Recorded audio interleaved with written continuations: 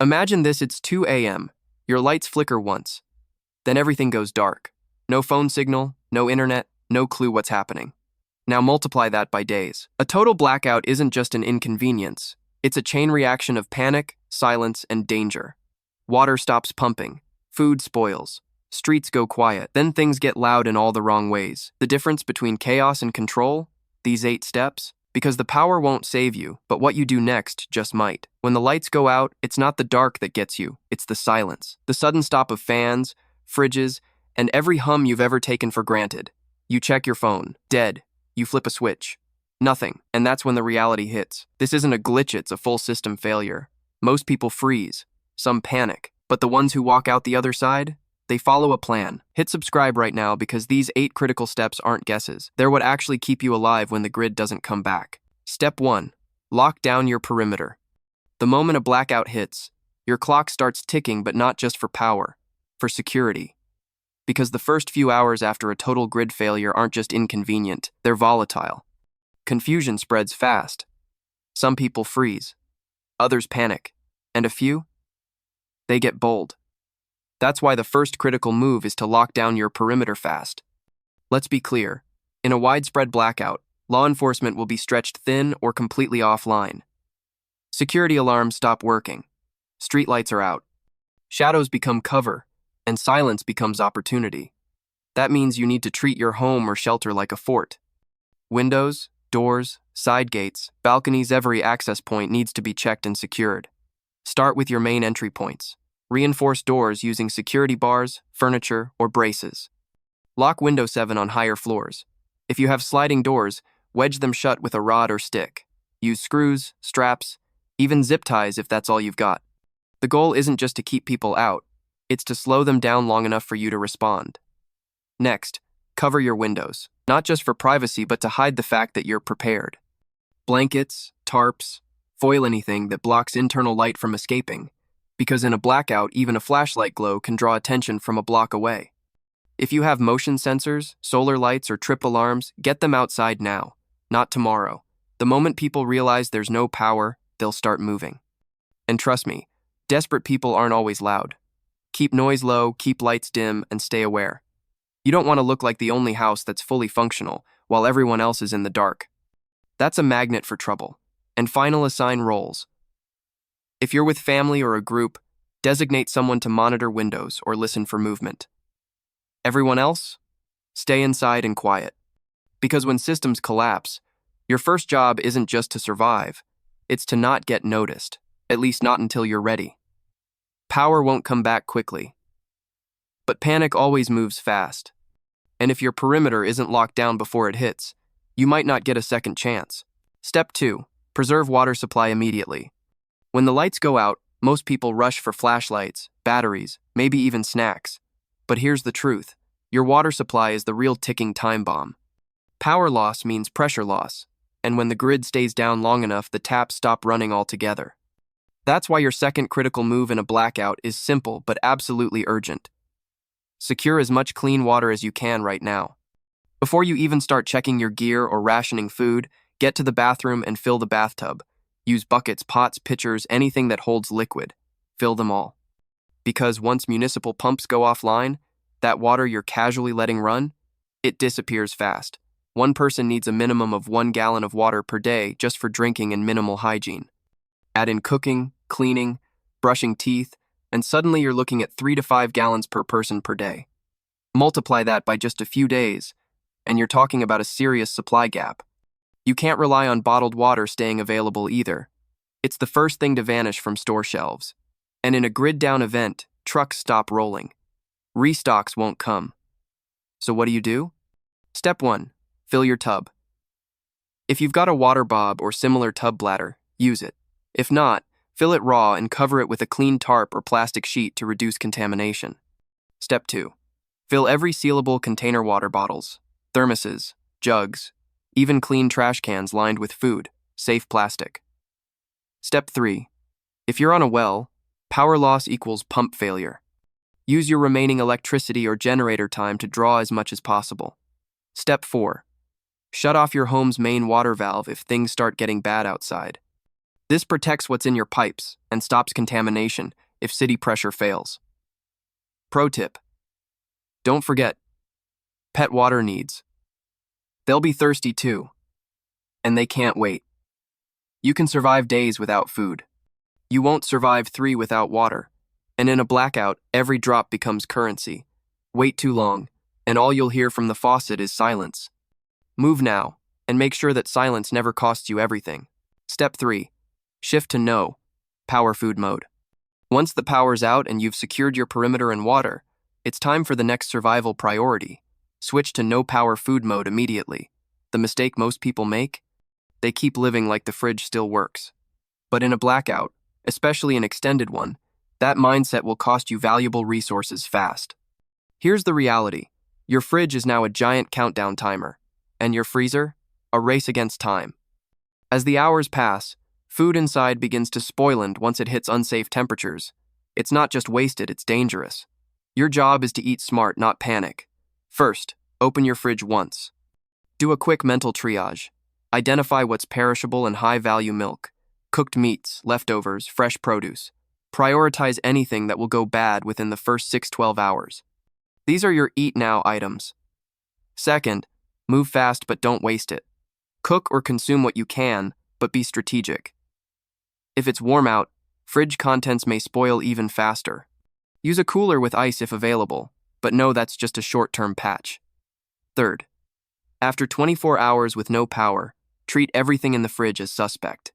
If it's not shelf-stable, assume it's compromised. One bad bite in a collapse scenario can mean diarrhea, infection, or dehydration, and with no doctors around. That's a game changer. Now let's talk about your real food reserves. Shelf, stable, no, cook items.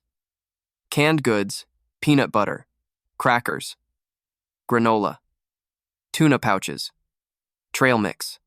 These become your daily go-to after the perishable window closes. Rotate smart, don't blow through it in panic mode.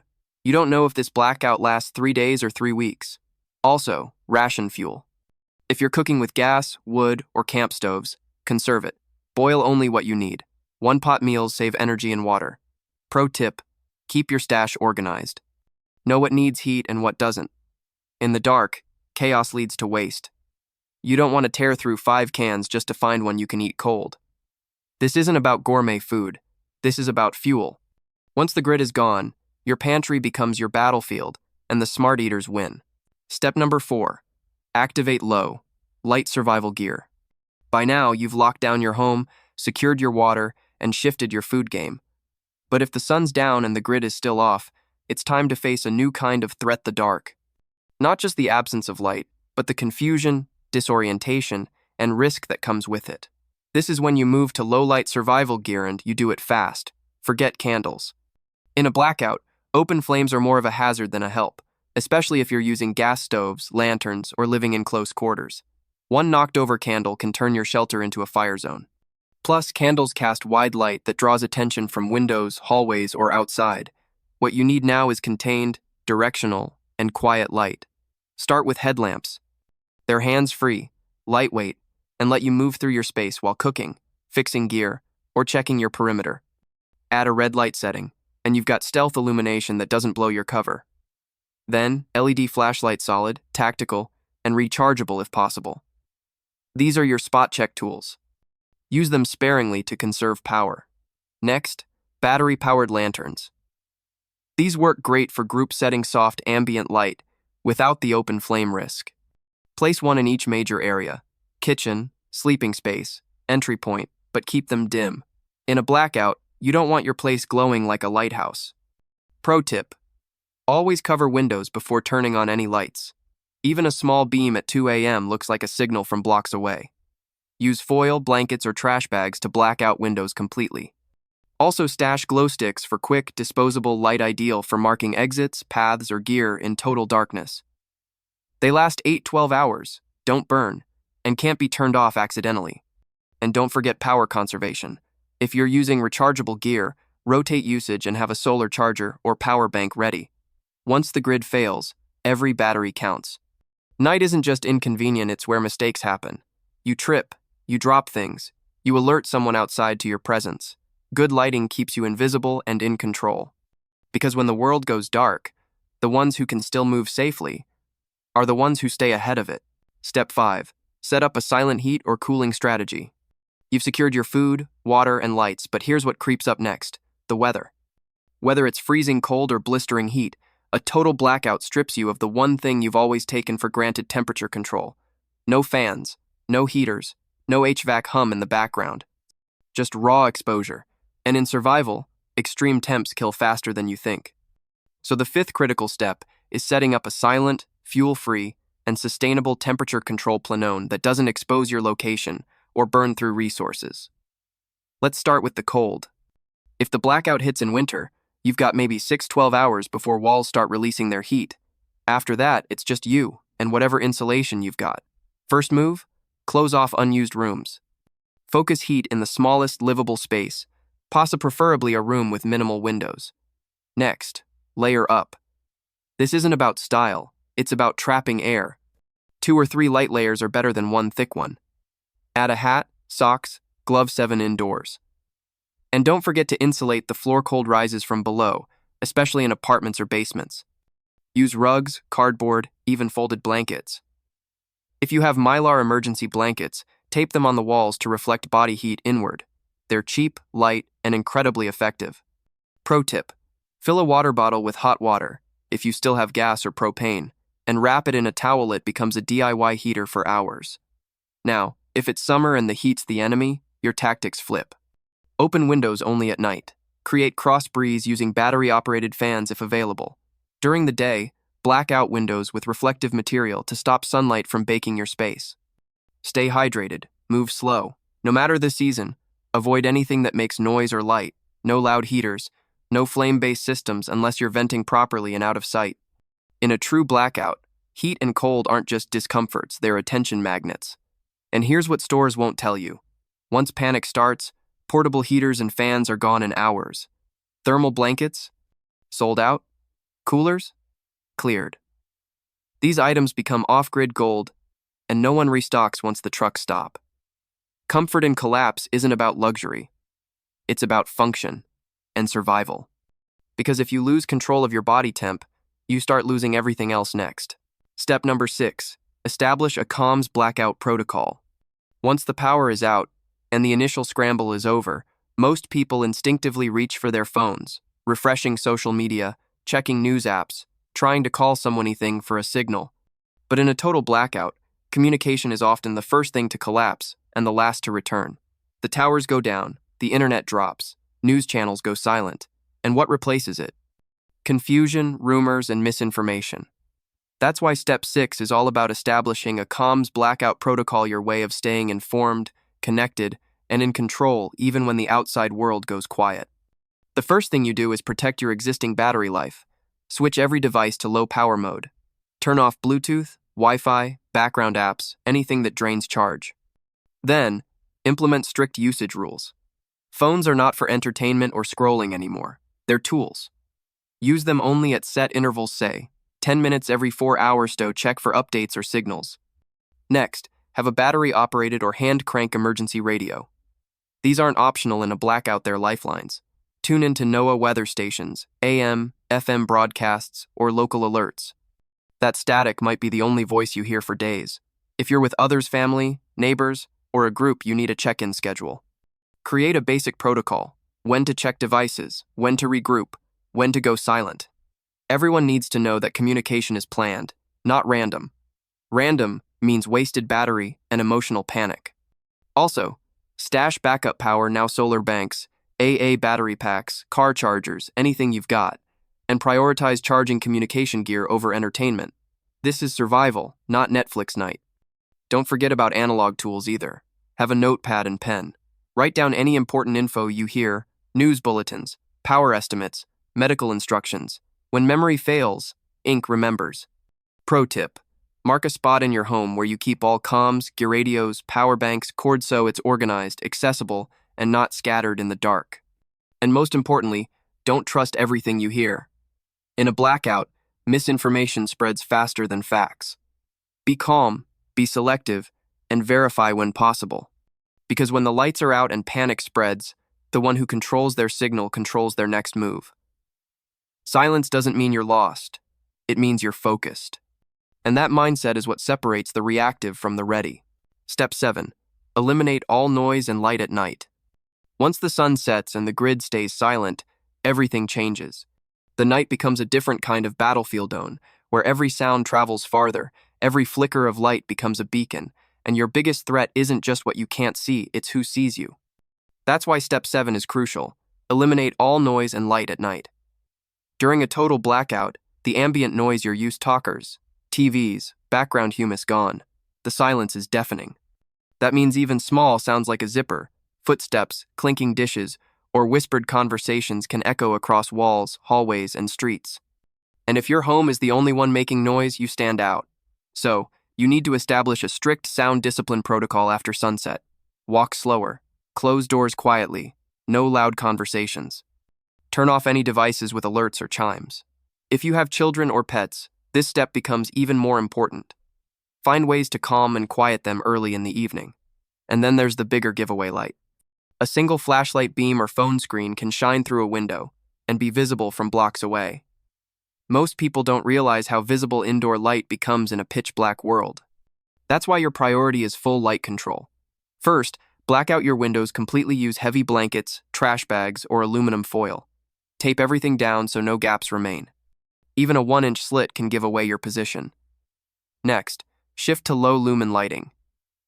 Use red light modes, glow sticks, or dim battery-powered lamps. These keep visibility without blinding contrast. Never use open flames like candles unless you absolutely must, stand only if they're in secure, hidden spots. Always remember, light invites attention, and attention invites problems. Now, go a step further. Create an outside perimeter that's equally dark and quiet. Don't leave lights running in a shed, garage, or backyard. If you need to go outside at night, use covered flashlights, move slowly, and keep noise minimal. Even walking across gravel can sound like an alarm in full silence. Pro tip: establish a hard lights out time every night. Everyone in your group should know that after a certain hour, no one turns on anything unless it's an emergency. It's not just about hiding, it's about establishing predictable calm in unpredictable conditions. Because in the kind of world where the power never comes back on, being the loudest or brightest house on the block isn't a flex, it's a target. Go dark. Stay quiet. Live longer. Step 8. Build a routine within 48 hours. In the chaos of a blackout, your brain craves structure even if you don't realize it. Once the initial shock wears off, time starts to blur. Minutes feel like hours. Days start bleeding into each other. That's when fear, stress, and bad decisions creep in. So the final and most overlooked step is this: build a routine within 48 hours. Sounds simple, but it's a mental survival tactic that separates those who spiral from those who stay sharp. In a grid-down crisis, everything around you is unpredictable. But your schedule? That's one thing you can control. And when you control something, you give yourself clarity, focus, and a reason to keep moving. Start with the basics. Set wake-up and sleep times. Even without clocks or alarms, use sunlight as your guide. Get up at first light, power down after sunset. Next, plan your meals. Don't just eat when you're hungry. Decide when and what you'll eat each day. This helps ration food smartly and gives your body consistency. Then build in checklists, daily water checks, gear checks, perimeter checks. Even 5-minute routines make a huge difference. Assign tasks if you're with a group. Who manages cooking, cleaning, night watch, or comms? Routines reduce friction and confusion. They also lower tension between people. When everyone knows what to do and when to do it, there's less panic, fewer arguments, and more mental energy saved. Don't forget personal care. Hygiene, even if it's just wiping down with a baby wipe, brushing your teeth, or changing socks, is critical. It keeps your body healthy and tells your mind, I'm still in control. Movement is also part of the routine. Stretch. Walk around. Do basic physical tasks. Sitting still all day weakens you physically and mentally.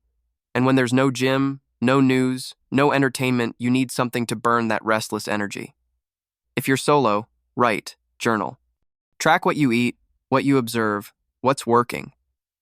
This gives you a record, keeps your thoughts organized, and helps with long-term problem solving. If the blackout lasts more than a few days, You'll be thankful you created a rhythm early. Because survival isn't just about gear and food, it's about discipline. People don't fall apart from hunger. They fall apart from chaos. A blackout destroys systems. But a strong routine, it builds one back up from scratch. Control your day, or the day will control you. Every hour has a purpose. Use them wisely, and you'll last longer than anyone who doesn't. Now you've got the map, not guesses, not vague advice. Real steps that actually keep you stable when the lights go out and the world stops answering. While everyone else is fumbling in the dark burning candles, panicking over phone batteries, and making noise, they'll have no plan. But you'll already be 10 moves ahead. Because blackouts aren't about panic. They're about preparation, about systems, about keeping your edge when comfort is gone. And if you wait until the next crisis to start thinking about all this, it'll already be too late. That's why this isn't just another video. This is your tactical briefing. And if you want more like this, more clear, no fluff breakdowns of what to do when systems fail, then don't just watch and scroll. Hit subscribe now, because the next emergency won't wait for you to catch up. And if you're not getting this kind of real-world info when it matters most, you're already behind. So subscribe, stay ready, and make sure the next time the power goes out, you're the one with the plan. The rest? They'll just be sitting in the dark.